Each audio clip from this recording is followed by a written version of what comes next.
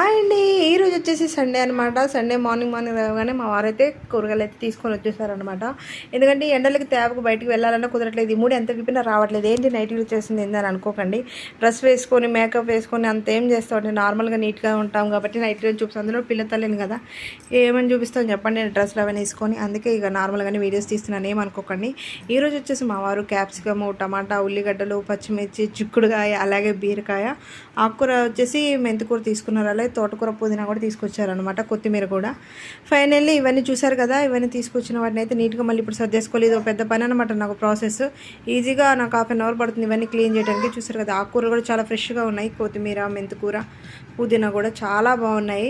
బీరకాయ కూడా చాలా లేతగా ఉందన్నమాట. ఇప్పుడు ఇవన్నీ అయితే మన ఫ్రిడ్జ్లో అయితే నీట్గా సర్దేసుకోవాలి. ఎప్పటికప్పుడు సర్దుకుంటేనే పని కూడా నీట్గా అయిపోతుంది. బెండకాయ కూడా తెచ్చారండి, ఇది లాస్ట్లో చూశాను. ఫైనల్లీ అన్నీ ఇలా కొద్దిగా అయితే సర్దేసుకొని కడిగి ఉంటే కడిగి అవి కూడా ఫ్రిడ్జ్లో కవర్లో ప్యాక్ చేసి పెట్టేసుకుని. నచ్చితే లైక్ అండ్ షేర్, సబ్స్క్రైబ్.